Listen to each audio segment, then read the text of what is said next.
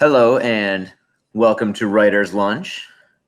This is the middle of the summer, in the midst of 2020, as everything is devolving into chaos and in uncertainty, which is amazing.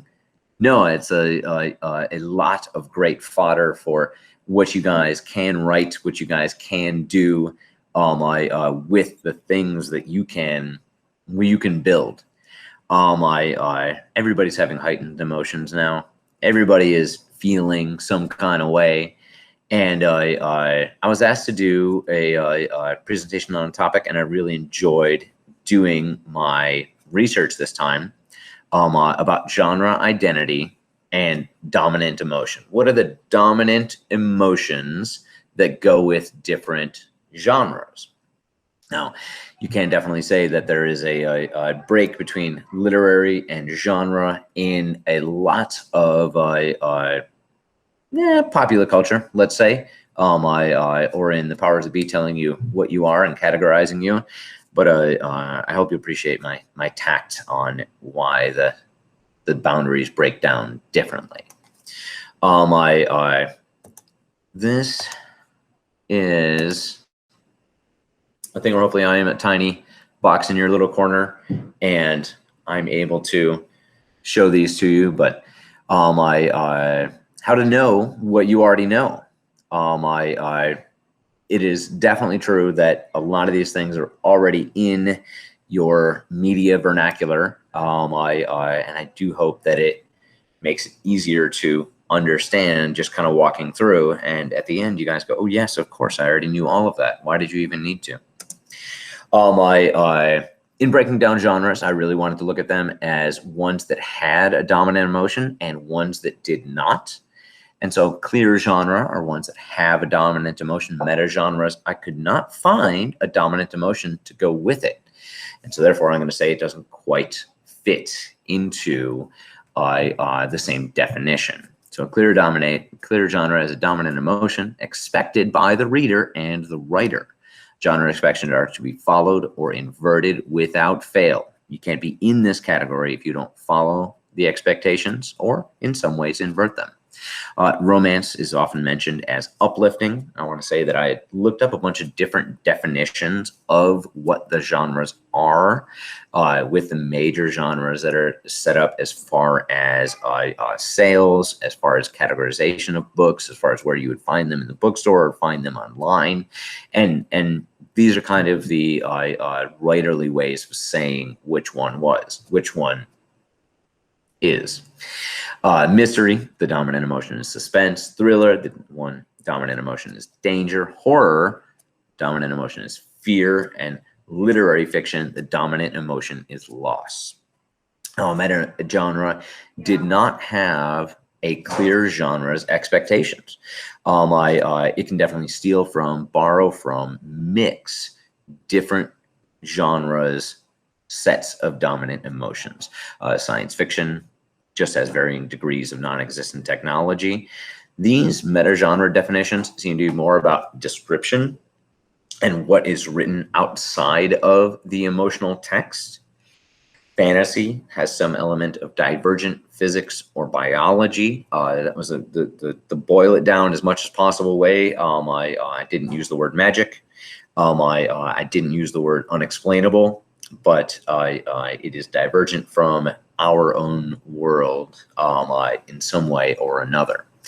Inspirational, I found this actually as a clear genre for a little while, but it is today definitely a meta genre. I didn't want to include it in this, but as I get into this presentation, I think you'll see why it fits into a cognizant whole with the other genres. And historical fiction of a time and place already passed from prehistory to the present day. If you are writing a book and it is about today, by the time you get it finished written, edited, and self-published or published, but basically it is being read, it is not of today anymore. Some things definitely might be noticeable. If you talk about somebody having a flip phone and all of a sudden everybody has smartphones instead, or it's possible you don't notice any difference at all. But historical fiction is something of a time and place that we've experienced. And it does not have to be in the past any further than 5 minutes. In essence, the best genre fiction contains great writing with the goal of telling a captivating story to escape from reality. Literary fiction, yada yada, is experienced as an emotional journey. We have Lion Cat here, and Lion Cat from the Saga comics is here to tell you that that is totally wrong. Literary is just another genre. It has a dominant emotion. And although there definitely might be a hierarchical class structure between literary and the other genres, there's no difference in terms of how you have a strategy in order to write in this particular genre. Now we get to Plutarch's Wheel of Emotion. And just because each of these said it had a dominant emotion, I started looking up different gradations of emotions. And I found this, and there are many wheels of emotion out there. If you are looking for descriptive words, I highly recommend just looking up Wheel of Emotion and seeing all the different ones out there. But this one kind of fit. It was close to a lot of what I had found as dominant emotions in genres. Romance, mystery, thriller, and literary all seem to fit in here. So when I took that Wheel of Emotion, then I changed it just a little bit.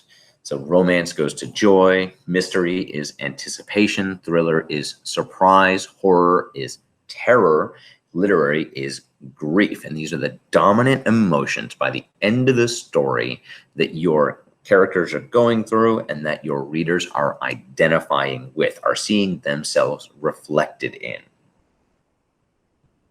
Inspirational definitely seemed important because it fit with trust. Also, in this case of a 8-wheeled flower here, I definitely wanted to not leave it at 5, and the inspirational just kind of rounded out the number. But really, it is about a trust in a higher power, and so it does fit into these wheels of this wheel of emotion. I did not find any genre category for one that has a majority anger or disgust, but I do think that you can find those in either persuasive essays or in nonfiction, to where that is what the writer is trying to get across. But we're not talking about that today. We're talking about fiction, and I don't find any genre category of books designed to cause anger or disgust. The inversions of genre expectations are totally important, and a wheel like this is extremely helpful to look at what emotion you're trying to bring forward and its opposite. Because if you want somebody to arrive at an emotion, a dominant emotion, you will need towards the beginning of the work, whether short or long, something that is its opposite in order to bring up the strength of the dominant emotion that you are trying to put together. So romance, I have sadness, I have joy and sadness. Mystery, anticipation and surprise. Thriller, the inversion. Mystery and thriller are definitely kissing cousins. Thriller, you are wanting surprise, so you need anticipation. Horror, you want terror, and so you need rage. Literary, you want grief, and so you need ecstasy in order to demonstrate this grief. Romance and literary, terribly related, absolutely. Mystery and thriller, very related. Horror, in kind of category by itself, inspirational with trust, and then its inversion, disgust, which brings you to a spot of trust. And even if you're not terribly familiar with a lot of the genre that goes through it, I was looking up Hermann Hesse's Siddhartha as an example of an inspirational story where you're arriving at trust, and so you must go through some disgusting things in order to get there, in order to arrive at this. But inspirational is sometimes a clear genre. It has trust as its main thrust to it, you could say, but it can definitely be a meta genre. where it just has some element of religious moralizing, but it fits into the dominant emotion of another one. I had never seen a inspirational horror story, but definitely it exists to have romances, mysteries, and literary fiction that is inspirational. I put it at the bottom of the no genre categories, and I'm not going to worry about it because while I'm talking, you guys are reading this whole page, and so I don't even need to. This was so interesting to me. I got this early in my research. My page kind of brought this category up, this topic up, and this was something that she had sent me in the first place. I do apologize, you can't really zoom in on it because it's not the best in terms of image size, but this was something presented by someone to try and describe the different ways of doing genre. And I'm going to kind of flip back and forth here because they look so similar. Red is in the same place as red, yellow is in the same place as yellow. And although they're different meanings in terms of it, the structure of this Plutarch's, I'm saying his name wrong, Plutarch's Wheel of Emotion, and this genre kind of describe your story flower are just so incredibly similar. Now, if you're talking about how to get to a dominant emotion, you definitely want to think about what your character is doing, what your character's motivation is, and your plot will build around what your character is, as opposed to earlier on when it said that literary is something that has an emotional journey and genre is something meant for escapism. That seems like a false equivalency to me. Every story has a character and plot analysis that means something to the writer, that has a important major wound for the protagonist or major characters if there are several. And this structure is very important for putting together what you want to use to get across dominant emotions in your work. The major wound of a character drives them. It is solved at the end. Inversions are important, so I put or not, because in terms of a television show, you're going to have episode after episode without it being solved. If anybody's ever seen How I Met Your Mother, if you have a book that seems like it's being set up for someone to find their mother at the end and the inversion happens, that doesn't happen. It doesn't mean it's a bad story. It means it's an inversion of the expectations. Taking these and simplifying them, you have a problem, you come up with a plan, you run into an obstacle, and you have a solution. These 4 steps right here are absolutely a boiling down of the 3-act structure. 2 weeks ago, we talked about 3-act structure and different plot structures.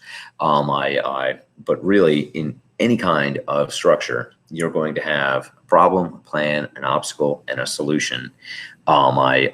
Whether it is a tragedy, a comedy, or anything else.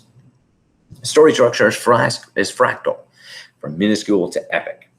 You can examine a passage, a chapter, a section, a book, or series for this structure and find it everywhere. If you can't find it, then you can build it. If you are writing a book and you get to a point where you go back and look at your work and you cannot find this problem, coming up with a plan, running into an obstacle, then you can tweak your work. You can edit your work to fit into these story structures.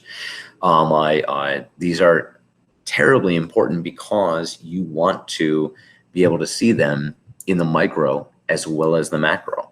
Whatever the overarching ness of your story is, it is all composed of small parts that are important to putting that together. And they're all just groups of problem, obstacle, solution.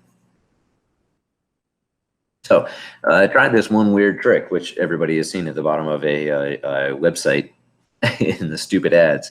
But this is a way to, if you are doing it beforehand, if you are outlining, or if you have already written something, really look at what you have as far as your stakes in a work, and we'll definitely take this PowerPoint and toss it up online somewhere just so people can look at these things or copy things off of it.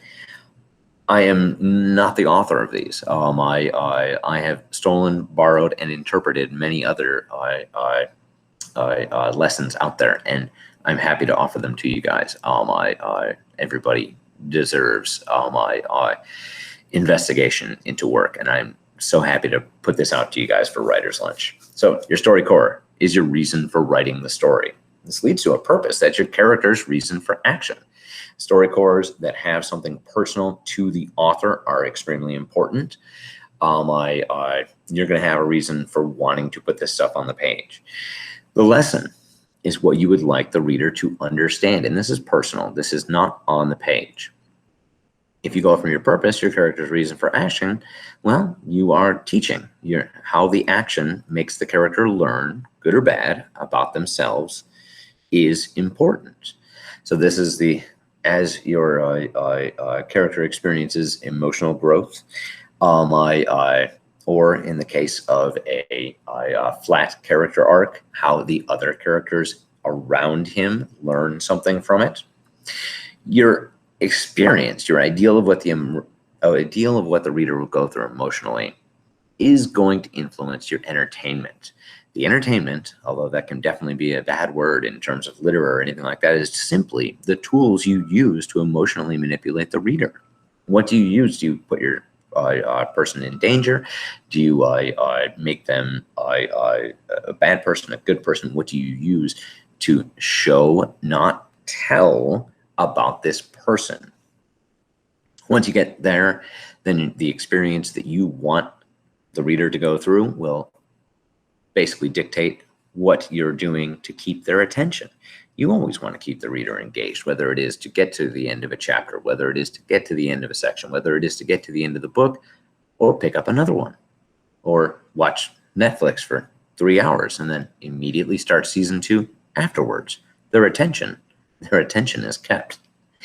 The change your character goes through, the change your reader experiences are not that different. If you are able to have your reader identify with your character, you'll see where the entertainment and the attention, what you could say is the shallow way of going through it, the entertainment, and the deep way of going through it, the attention way of going through it, are absolutely arriving at the same result. Short, really short. I just felt like a very important note if we're talking about the dominant emotion of a genre and the dominant emotion that you want to put into your book. Identification with your character, with usually your main character, but it can be anyone. First off, you are mistreating, abusing, or betraying them. You can see that in a romance novel. You can see that in a thriller. Romance, they break up. Thriller, they get fired. They get dropped off in a war zone. You show their humanity. You show that they care about something, even if it is a bad person. You can show an inversion of something that they care about. They may gun down 10 people in the street and then give money to a starving child. You're playing with these inversions, what is good and bad about them. And you want to have something that causes admiration, something that they are excellent at, or something that demonstrates courage if they are not excellent at everything. I've labeled these three in order of importance, but an element of each should be used. For sure, you can look at this as, let's say, the main character of Catcher in the Rye. He is mistreated and abused in the beginning. He demonstrates his caring to a small degree. There is nothing good about this person that you can admire or that he is excellent at, but you might see courage in him. So the mistreatment is the biggest thing that helps a reader identify with it. The humanity is second. The admiration is third. But to put it in reverse terms, they are great at something. They have a flaw that makes a betrayal even worse. Basic 101, or at least do this. Dominant emotion and genre identification There are strategies out there for being able to read this, to write this, to put your book into a certain section. But you don't need to. You do need to do this though. You need to have a reason to write. You need to make your reader identify with your character. What is something that they can see themselves in this person? And you need to keep their attention. That's not too much to ask, absolutely. But if you look at this as kind of a fractal way of building together, there are small things that build to bigger things, that build to bigger things, and can also go back to small, that you have embedded into larger stories the same structure again and again and again. How do you learn these? There are many strategies out there for, oh, you should write romance with these words. You should write literary with these words. And I cannot find anything coherent to bring to you guys to say, oh, yes, these are the 10 words most often used in a romance writing, in a mystery writing. Really, you need to read. Really, it takes practice, it takes building. And when you're putting together a story, there's the easy upfront. I am able to see these things because I have studied them. And then there is the underneath. There is the fact that you have absorbed media your entire life, and you will absolutely be able to see how those inform your own writing just by kind of bouncing off of what you've already experienced in your life. My cute dog Biscuit has decided that someone is outside, so he is barking. My apologies. To get to the end right here, inversions of genre expectations are super important. If you are looking at what the dominant emotions to put into a work are, if you can determine your genre to begin with, what kind of story you want it to be. You want to end with the dominant emotion, and you want to begin, to some degree, with its inversion. Now, this goes for chapters. This goes for larger bits. This goes for sections of a book. This goes for overarching themes. This goes for 3-paragraph little sections, which is why it's very important to look at how you work and to not only try large things or not only try small things, but try and write flash fiction, try and write short stories, try and write novellas, try and write larger works, try and write novels, or at least to read different things of all of those lengths so that you can see where these inversions are in them. Well, thank you guys so much. Absolutely. I totally appreciate you guys watching Writer's Lunch. And I am super important. I am here this week, and just as a figment of your imagination, I am recording this, and Shannon Winton, our other co-host and leader of Houston Independent Authors, should have a little discussion. And I do hope you guys join and have things to say. And I am terribly sorry that I will be in a car driving to San Antonio instead of being able to talk to you guys. Have a great day.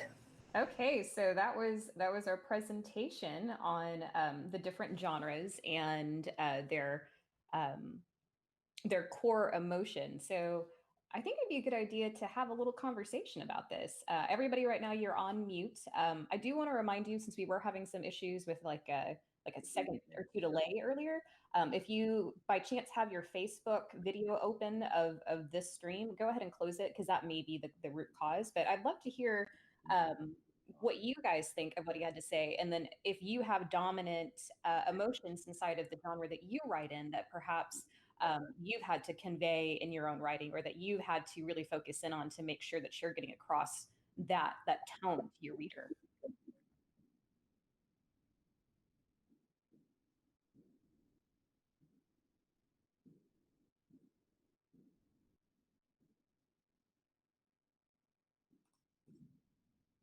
Shannon, I'll lead off if you don't mind. Absolutely, go for Yeah. it. I know that on the post-apocalyptic series that I do, that the the emotional issue for the main characters becomes difficult because I find that I'm trying to create the hero individual, the leader, and not necessarily a reluctant hero, but one that is doing the work because they want to do the work.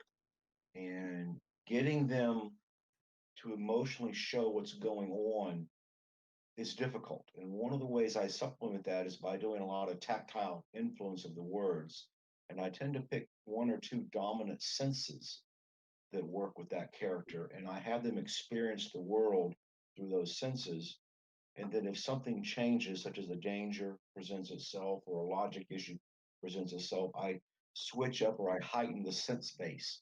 So I let them become more reactive, and I use that instead of trying to use the words such as thought, felt, something that they experience. Instead, I have how they are interacting and experiencing the world instead. Whereas when I'm doing with the paranormal fantasy side that I write, I tend to keep the character very emotionally bound and light so that they're touching a lot of emotions over and over and over. And I do this through first person narrative with a POV. So I tend to play with it both ways, but his presentation was interesting in how he laid out that all the genres tend to drive a skill set for their emotion space. I had never really considered that, but I think it's because I tend to only write in one or two genre bases. But it opens up an idea of if I did write a thriller, what are the emotional cues that I have to link in for the primary character or at least the POV character for that scene? And I'll turn it back to you. I I can't see anybody. My screen keeps changing on me, so I'm talking to myself. That's okay. We're hearing you.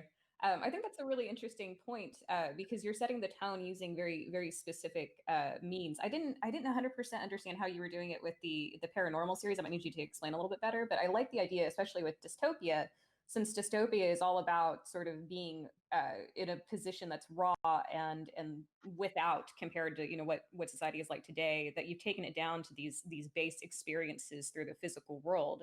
I think that's fantastic because in reality, like that's what you're looking at. You lose the ability to have that higher thought process if you're trying to survive. But can you go into a little bit more detail on your paranormal? You said you keep them bound up tight, I think was the term you used, and you go over the same emotions again. How do you convey that on the page? Well, the first thing is I write those in first person, which means that I try to keep the psychic distance as tight as possible. And in so doing, that every action has the potential to have a reaction by the primary character.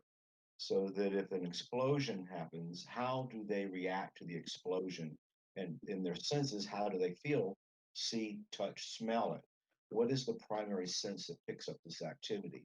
And then I let it flow into how they respond to it. If we take a basis of an explosion, do they feel the heat before the concussion? That becomes a bit of a trope for that character that their touch becomes prominent. And then if you're dealing with the paranormal side, you have the ability to move in the ESP, the extrasensories, whatever it might be, magic, who knows, speaking to the dead, and then you let those sensory perceptions dictate how the character is moving. So you're not bound by this brick and mortar theory that I am with the post-apocalyptic, where it's we understand the laws of physics, the laws of nature, the laws of no magic, or whatever the rules are, and we're in essence writing from our own perspective. We've just changed the world building. But in the paranormal side, anything can influence anyone, and I'll use some features in that story. If they run across technology, let the individual think of the technology as an entity. They don't have to be an intelligent entity, but it's an object sitting on the table, and there's no reason it can't have a quasi soul if they're interacting with it. It gives them the basis for a conversation or a thought process. And then again, if we go to the theory of if firearms are evil or not evil, depending on the individual, well, if they want to assume that they're evil, why can they not interact with it as if it is an evil object? And why cannot the other individual who does not consider it evil uh, think of it as a benign item? So those behavioral distance or those behavioral distinctions drive the emotional relay between the character and their narrative. That's very interesting. I actually kind of want to turn to Steve if Steve doesn't mind interacting because you write poetry, and I'm wondering if you find yourself in a similar situation with your poetry, how you convey the emotion, because poetry is so different than long form fiction. Do you find yourself doing the same thing, using specific types of words or specific types of experiential description to help convey that tone? Well, I write novels also. I did just publish my first novel about 10 days ago. Um, Yay! but for for poetry, I guess I don't think about it. I a lot of the poetry originates from emotions, and I try to dig deep and understand what I'm feeling, and then try to convey that and make the words match, and sometimes throw out words that change the feeling or sense of it. But I guess I'm not that intentional about it. Maybe I will be going forward, or consider that. Interesting. With your novels, do you have a specific way that you convey these higher level tones or the broad emotions that your genre requires? Yeah. Well, the genre that I published was a erotic gay romance, so it does fit what Sean was saying in terms of the romance category.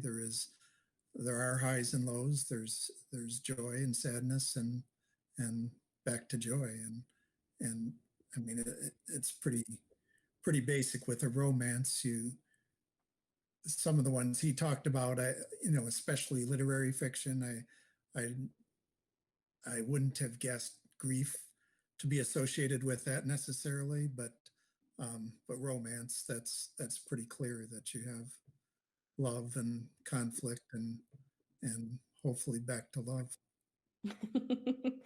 I agree.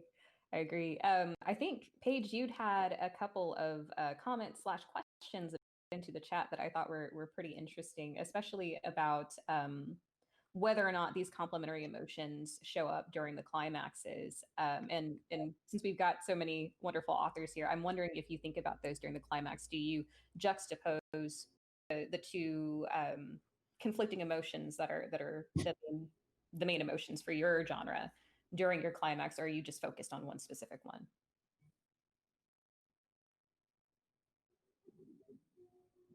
John, I think I'll direct that towards you first. Gee, thanks. Ask me the question again. I'm wondering because you do have these different emotions that you're trying to show. Either I'm guessing with your dystopia because there's the sort of loss and then gain aspect of surviving the end of the world. Right. Are there ways that you have of sort of juxtaposing or showing those opposing emotions as you build into your climax? For specifically the dystopia, but for paranormal as well. Well, when I began writing that I did not include emotions, and I was very analytical or clinical in how I presented the POV characters of the narrative. And my critique group was harsh on me, and they were harsh on me for several years. That I had to put emotions in, and so I went the typical route. He felt, he thought, and started adding these in. And then I was passing by a schoolyard one day of middle schoolers getting out, and I parked and I watched how they interacted with each other. And I realized that if you want to experience all the raw emotions without the ability to bridle them or handle them with any level of maturity, go watch middle school children walk across the field after school. And in doing that, I started to see how people reacted. And then I started to see how the body languages reacted, and then how quickly they recovered or did not recover. And as I wrote more narrative for the characters, I thought about, well, what would happen in a schoolyard from this perspective? Well, this isn't a schoolyard, but it could be. And then, well, how would they handle that if they're 30 years older? And then if they've had the rear children or rear grandchildren of that age. And so what I did is I stripped it back down to their basic emotional levels and then found ways that I write. And my sensory based writing is, I won't say it's unique, but it is something that I try to focus in on. It's kind of part of my writer voice, and I look for ways to do that.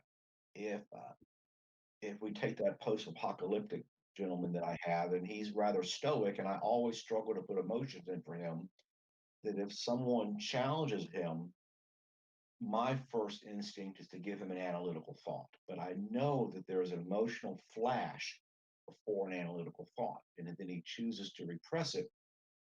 How do I let that flash happen and not overdrive the analytics?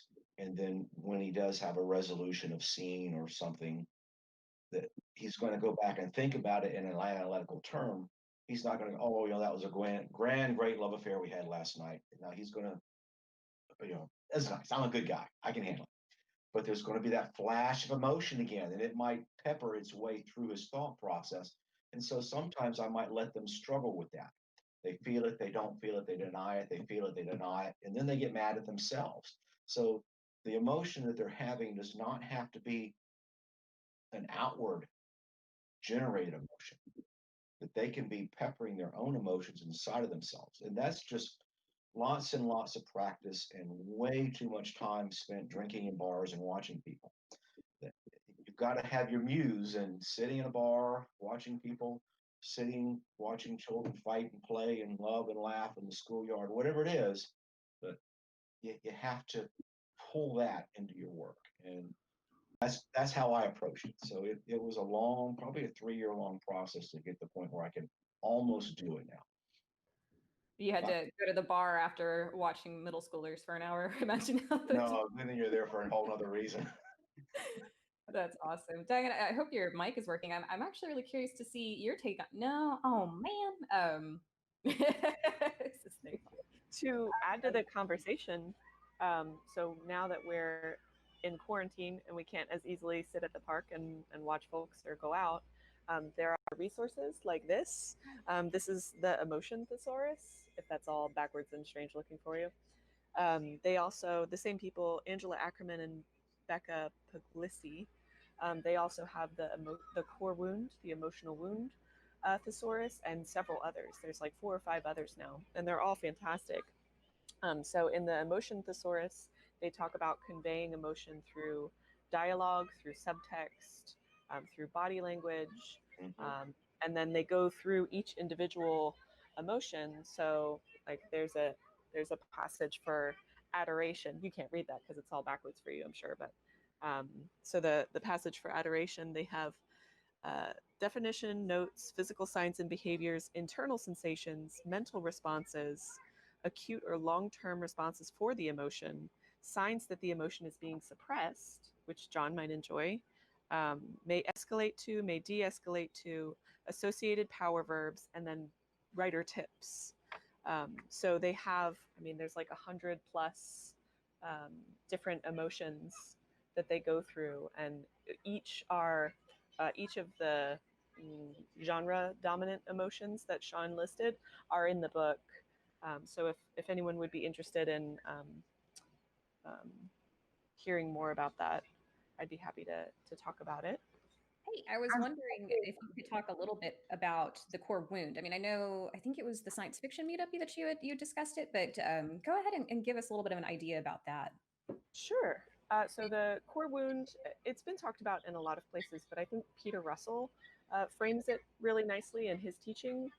He's a screenwriter, and he teaches screenwriting, but the concepts are kind of applicable to any sort of writing. So he talks about how every writer has core wounds of their own, usually from childhood, from your parents, wherever. But we have these core wounds that we're working on our entire lives, whether they're conscious or not. And whether we're conscious of them or not, they bleed into our work. All of our work, the main struggles our protagonists are facing, the main identities of our agonists and their driving forces are all related to our own core wounds. So the more aware of them we can become, and the more directly we can examine them and structure them and weave them through our work, the more powerful our work can become. because that's how people are connecting, and we see relatable journeys, and it gives us meaning, and it helps us process our own life decisions and struggles. And that's like one of the beauties of literature and art, is that connection. Awesome. Thank you. And Shannon, can I add to that real quick? Yeah, absolutely. Paige mentioned body language in her summary of that book. And body language, I find to be one of the most important aspects in writing a well-rounded character. Either they understand it or they don't, but that does not necessarily mean the narrative can't explain what's going on. And body language tells so much about the emotional context of the individual being watched, as well as the individual doing the listening. And as soon as the POV character is doing the listening, their actions, such as caressing their thigh as someone tells them bad news, or holding the underside of their chin, these are support gestures for a troubled problem, and they will speak volumes in your narrative if you learn to use the the body language. And I have several books on it that I refer to from time, and there are ones for interviews, there are ones for courtship, there are ones for dating.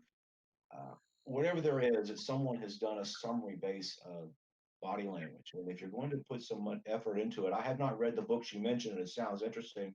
But body language texts are always a good way to go to start understanding the core emotional basis. I think it's interesting too when we have misunderstandings with those. So for everyone, our body language is different, and there's core underlying primitive body language, but even culture to culture, they're very different. Our personal space is very different, culture to culture, gender to gender, social group to social group. So it's really interesting when you can be conveying the emotional cues, you can have internalization with your characterization, and have someone else misunderstanding them. Oh, you're so quiet. Oh, you're crossing your arms. Oh, you're closed off, when really they're comforting themselves and they're really hurt, or Yeah, whatever. Those misunderstandings, I think, really make our prose come alive. yeah.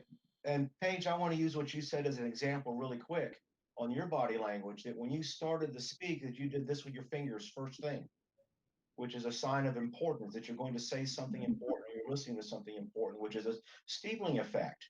And the first thing she did when she started to speak, and it's so interesting when we look at it, and if you're watching her, she's conveying that she's going to say something that she finds important and passionate about. And she said those words, but she also solidified it with an action before the words came out. So she told us what she was going to say before she said it, and then we heard the words. So we all speak that way. And this is a meaningful gesture. This is a meaningful gesture. And we are open books of how we speak with our body. So I've neglected to include a couple of people in this conversation. Susan, hi, nice to meet you. You are on mute right now, but I am curious to kind of get an idea of what you write and then how you convey emotion in your specific genre. I guess what I started out with romance, so there is a lot of a lot of gestures and things. People say that my writing does convey emotion pretty well, and it is, a lot of it is body language. I think I try not to say this is what they're thinking, but I like to kind of use nature with a lot of things, and the appreciation of nature. Um, and I think that kind of comes through on some of it. So anyway, first time I've been here. I haven't talked about this kind of stuff for a long time, but I've finally written my book and gotten it out there. It's not really a romance. It's more of a women's fiction. Nice. But I need to get back into this. I used to be in the romance writers realm, but that was 20 years ago. So anyway, I'm listening and learning right now. So I'll back off. Oh, okay. Well, I want to talk a little bit to Jan and Marge. I'm going to have to go early, but I'd love to hear from you guys, because one of the things that Sean said is that both of the genres that you work in, science fiction and historical fiction, don't have a specified core emotion. And I think that's interesting because both of those in a way, some people might argue with me, are setting, and you put the other dominant genres inside of those settings. So in science fiction, it's near future technology or vast future technology, or a world that we cannot currently access, or circumstances that science may make possible later. Whereas historical, obviously you're in a historical setting that did exist and events are going on, but those events may be romantic in nature, or they could be horrific, horror, or it could be realistic life stories, which I believe, Marge, is what you're writing. How do you use the genre that you're writing in to convey those emotions? Marge, I'm gonna go ahead and pop onto you, even though you're currently muted. But if you feel like talking, sorry to put you on the spot, but I'd love to hear how you convey emotions in your historical book.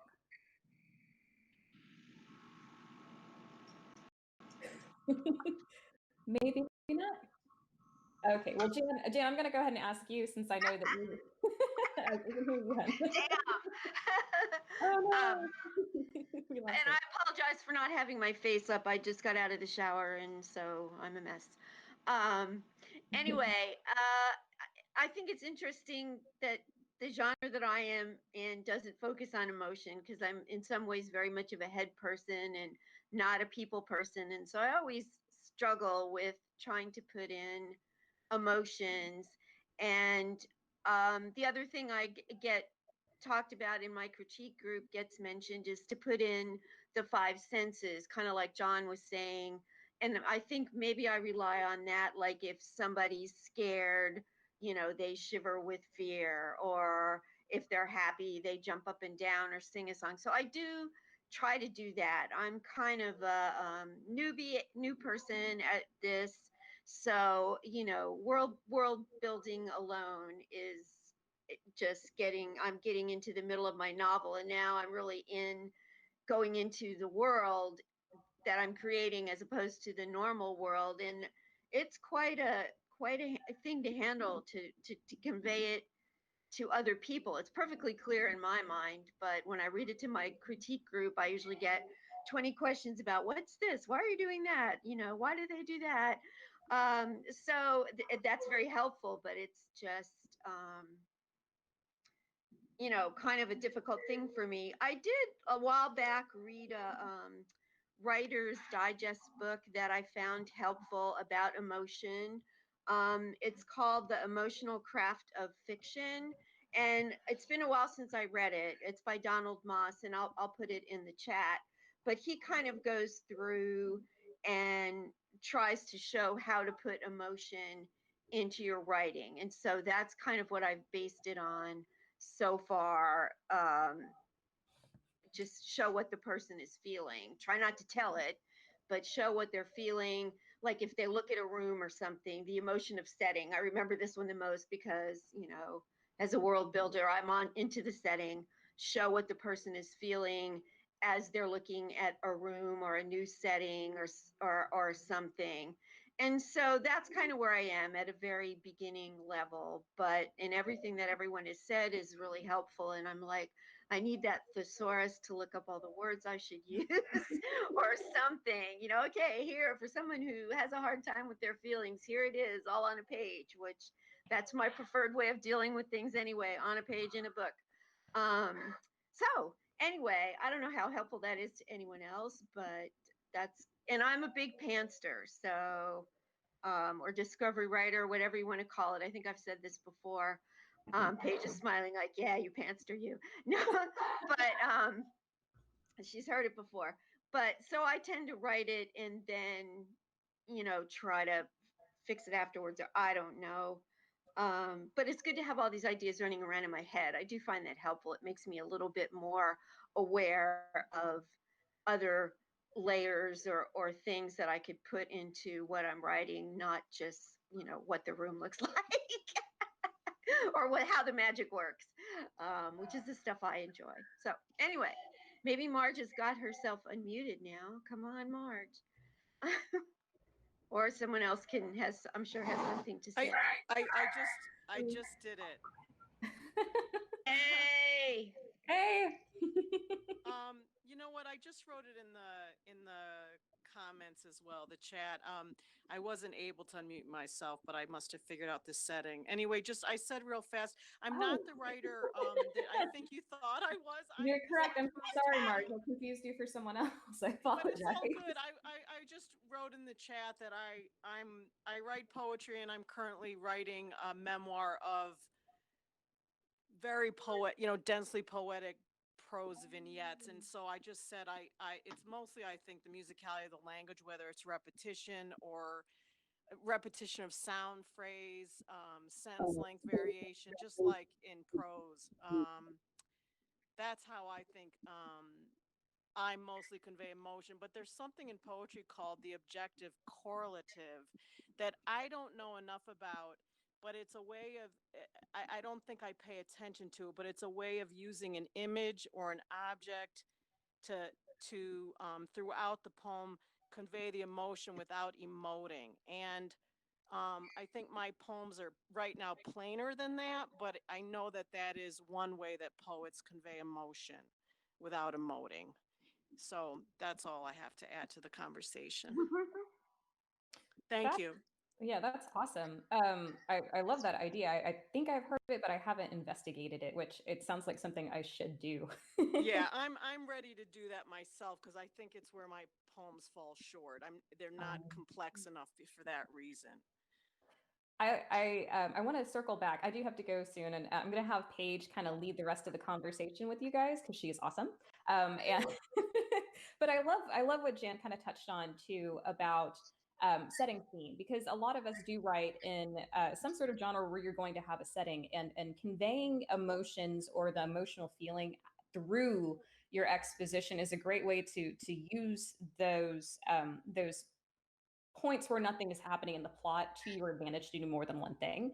And I think it's incredibly beneficial if you can convey tone inside of your exposition or inside of your setting or world building, because that gives the reader an idea of what they're supposed to be feeling. That, you know, the tone impacts the mood. And especially in science fiction or in things where there's speculative elements where the reader doesn't know if this is normal or not, you know, adding that in helps guide them through the story. You know, if you have a vampire walk into a police department and like start sucking the blood of the receptionist, like, is this okay? Is this supposed to happen? Is this totally unusual? And so you have to get that information by other people's reactions or body language, or you know, whether this is described as normal or abnormal. So using that, even if it's just a reflection of what's going on around that character that might be humdrum but unusual to us, that tells us, okay, is this truly a humdrum or is this truly unusual? And how should we feel about it? Because we're living the world through those characters. And I think that's something to remember as you go through. So that's my last little statement for right now, is just remember that you can definitely add those emotions to things besides what the character is saying or doing, because the whole story does have, you know, an emotion chapter by chapter. It may change a little bit, obviously, or the mood is going to hit that arc, but you can convey it in other parts of your writing besides just the character going, I'm mad right now, or hitting the table or what have you. So awesome. Paige, thank you. Thank you everybody for coming. I hope this has been illuminating for you, and I hope it continues to be. I will see you guys next week. Bye, Shannon. Bye. Thank you. And I love that Shannon brought up the overarching emotion of your text, because I wanted to talk about that as well, that it's not just your character's internalization and their body language, but there's an overarching tone in what we're writing. In, as Marge said, the musicality of our language, the way that we're stringing words together, even the way the words are landing on the page. If you look at a suspense, you're going to see a lot of choppy dialogue and a lot of white on the page, because that brings the reader forward and keeps them charging through. Very short chapters, very sparse staccato sentences. Whereas in your romance and in your literary fiction, where the emotional tones are more subtle, you have very long blocks of exposition and very long blocks of characters speaking poetically and staring out windows and weeping into their mirrors. So I would love if anyone has more to add about how they add to the musicality of their language for their specific genre.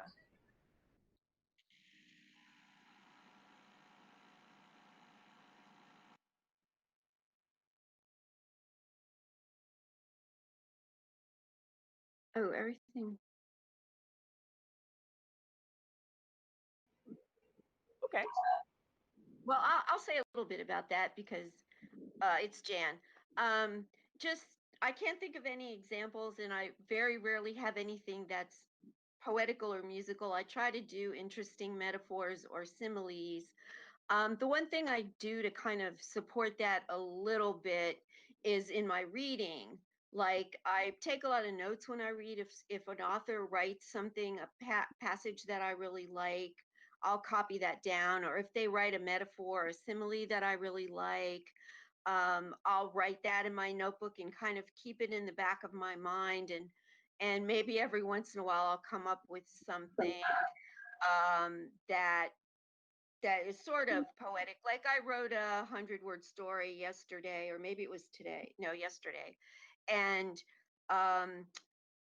gravity is slipping away from this planet, and I made the analogy with a sandcastle on the beach being hit by a wave, and the sand is being washed away, just like so.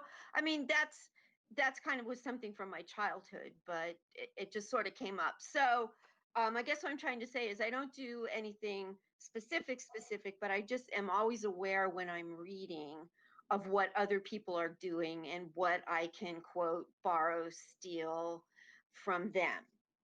So that's kind of how I do it. That's great, Jen. And to your point earlier about science fiction not having a core emotion, on the genre Clover from StoryGrid, they have one of the leaves or petals is internal and external genres, and the external genres each have a dominant emotion, where fantasy and sci-fi are in a different petal altogether. So the petal that has the external genre, if you look at the image, there's I think love stories, war stories, mystery, thriller. Most of the things that Sean mentioned, or all of them that Sean mentioned, are within that external petal. So sci-fi is something, it's a different kind of genre, as is historical, that's dealing with time, that can overarch all of those external genres. You can have a romantic sci-fi, you can have a war sci-fi, you can have, it can contain any of those things. And in knowing your genre, you can better give your promises to your reader and set the tone and fulfill on those promises. Because if you know that you're writing a tragedy, then you want to set up in the beginning a tone that it's not going to be all happy ever after. Because if someone expects a romance and they read it and it has a tragic ending, they're going to be frustrated and probably not buy your next book. Yeah, we have to maintain our readers' trust. Oh, yeah, thanks, buddy. Steve, can you speak to the dominant emotions that you like to convey in your poetry and in your writing? Well, I don't know that it's that uniform. Some of the poems I write are very rational, and most of them are probably emotion based, and I'm just feeling something at the moment, and then I try to convey it, but I don't, as I said earlier, I don't think too consciously about it. I just try to maintain some consistency, and then when I go back and edit, I throw out the things that seem irrelevant and try to add more to strengthen what is there or what I want to retain. But I mean, the emotions are all over the place. I just went through a 2-year relationship, so there were ups and downs in that, and lots of conflicts and tribulations, and so each poem is potentially a different emotion.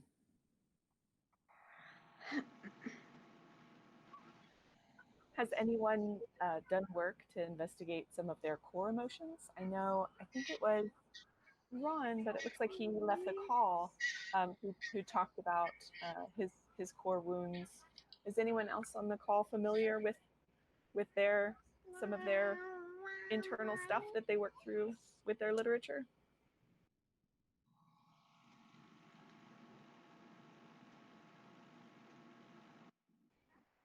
Okay. I can say a little bit if no one else wants to talk. It's Jan again. So what I'm writing is a fantasy. Little girl runs off to the woods, and the premise kind of at the moment is, what if instead of meeting the big bad wolf, she meets a bunch of really nice wolves who take her in, blah blah blah. And so it's partly with that kind of sexual predator, safe place, Me Too kind of thing that's been in the news, and that's sort of the emotional thing for me. And then in my mind, in my head, I'm always saying, well, you're in the forest, you're with wolves, you should put something in about the environment, climate change or deforestation or something like that. But that really is a head thing. I don't feel strongly that that's what the story is about when I think that, but it may come in later. Right now, it's basically, go in the woods, meet nice wolves instead of mean wolves kind of thing. And what does that give you? And of course, somewhere at some point, the mean wolf is going to come back and do something bad. And the nice wolves will have to, deal with that. And the little girl will grow or learn something from how they deal with what the mean wolf does. So I don't know. That's kind of, I don't even remember what the question was, but core wounds. So something like Me Too, sexual predators, and stuff like that. Just fits in with the big bad wolf and Little Red Riding Hood, and my story is sort of Little Red Riding Hood, but it has elements of like Alice in Wonderland and all that other stuff too. But that seems to be the theme as I'm writing it, as I'm discovering it. Discovery writer, not planning anything. So anyway, okay, so that could be like a core wound that our society is dealing with at this point that it seems to be addressing. Absolutely, absolutely. That's huge in the trauma of our culture right now. Yeah. Mm-hmm. And that reminds me of the breeding cycles of cuttlefish. I don't know if you're familiar in talking about how there's all these nice wolves and then a bad wolf comes in. The way that that cuttlefish pair bond is that they have a sort of harem structure of dominant males that are extremely aggressive, and then they have a little cadre of female cuttlefish. There are also male cuttlefish that can disguise themselves as females, and they will go, they're weaker and smaller, and they'll go and be among the female cuttlefish and breed with all of them and then leave and go off to a new alpha males. Yeah, little charmers. Yeah. So by affecting femininity, they're able to get it in, and be able to bond with women. And it reminds me a lot of the feminist men and protester men that run in my social circles, like cuttlefish. Cool. The sensitive male. Yeah. It's a thing. Yeah, well, sure. Yeah. Well, that's cool, because when you said cuttlefish, I'm like, okay, Paige has lost her mind. But no, it's relevant. I yeah. really have. I'm now going to go read about cuttlefish, guaranteed. There's a series by Isabella Rossellini that was on, I forget what channel it was on, but you can see them on YouTube now. It was called the Green Porno series, and it's her with like puppets doing all these different animal reproductive cycles. There was another one called Seduce Me, I think, but it's Isabella Rossellini, Green Porno. Because if you just search green porno, I don't know what'll turn up. Porno and puppets. Okay. Isabella Rossellini. Oh, it's so funny and really informative. Huh. Okay. It's that's interesting. Yeah. Yeah. So kind of feminist themes, or women's rights or women's issues a little bit. So anyway. That's fantastic. Does anyone else have anything to add about their overarching themes that they've noticed in their writing or their art?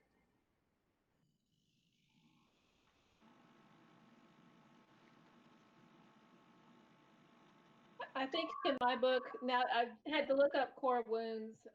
It's not something I've experienced, but abandonment seems to be a theme in my book. Actually, it's a series, so it's also in the second book. But it's someone who works in the oil industry, and it's gone 28 days on, 28 days off, and then they have a tragedy happen, a suicide in the family, and then she basically abandons that entire relationship. So it's the second book is about them trying to work out whether they're going to stay together or not. So I guess if I'm looking at these core wounds, abandonment does run through both. And the way I'm trying to deal with it in the second book is I know how people go through relationships, and do I stay with this person or do I leave this person? Is it the right thing to do, the wrong thing to do, and their moral values? That all comes into it, because you are what you believe in a lot of ways, and if you don't believe that you should, it's really hard to break free of something, even if it's not good for you anymore.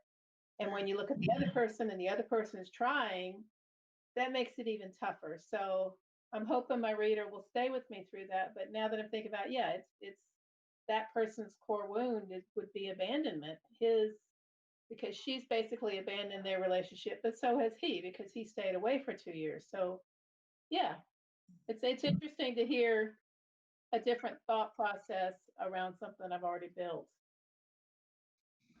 That's when this analysis really comes in to shine, is when we've already created something and then can look at it, especially if we create something and it's not working for some reason. We give it to our betas and they're frustrated with it, or they just don't like it. They're bored in sections, or something is happening that the story's just broken, it doesn't work.